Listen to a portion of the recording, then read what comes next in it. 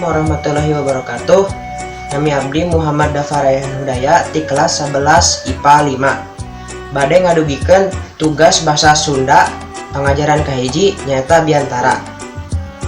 Assalamualaikum warahmatullahi wabarakatuh. Akung ti payun urang panjatkeun puji syukur ka Allah Subhanahu wa taala nu Maha Esa. Masihan hidayah sareng inayahna ka urang sadaya. Janten urang sadaya tiasa kempel di acara ieu dina kaayaan sehat walafiat alhamdulillah. Sholawat sinareng salam kanggo junjungan Nabi Muhammad sallallahu alaihi wasallam. Hadirin anu dipir hormat, langkung ti payun sim kuring ngahaturkeun nuhun ka panata acara anu parantos maparin kasempatan ka sim kuring ngadugikeun perkawis pandemi atanapi mawabahna COVID-19.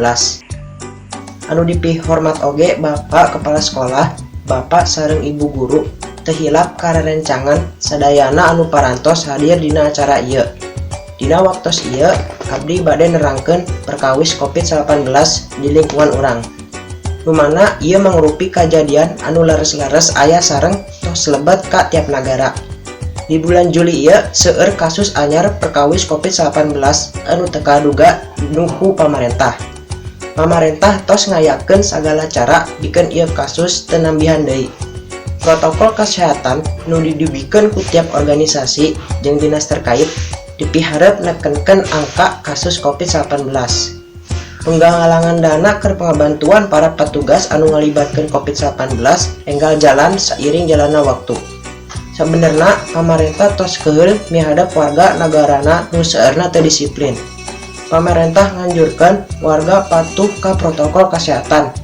Tujuanna nyegah penyebaran virus corona jeung nerapkeun pola hidup nu leuwih sehat.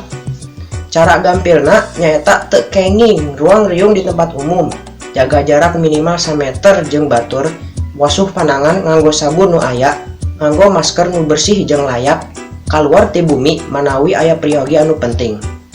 Sakitu anu bisa dipihatur ku sim kuring. Menawi aya kalepatan anu teu karaos mugia tiasa ngahapunten.